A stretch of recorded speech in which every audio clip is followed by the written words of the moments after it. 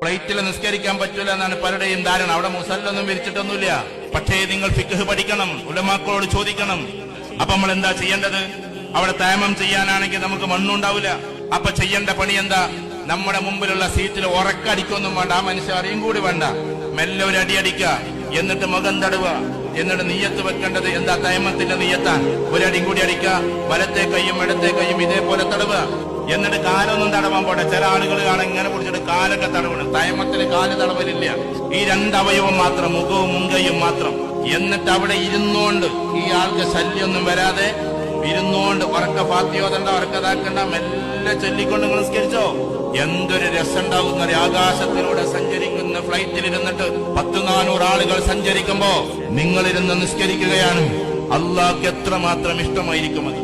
വായുലോകത്തിലൂടെ പോകുന്ന ഫ്ലൈറ്റിൽ ഇരുന്നിട്ട് പ്രാർത്ഥിക്കുന്ന നിങ്ങളെ ജഗനിയന്താവായ തമ്പുരാൻ എത്രമാത്രം സന്തോഷത്തോടെ ആയിരിക്കും നോക്കുക.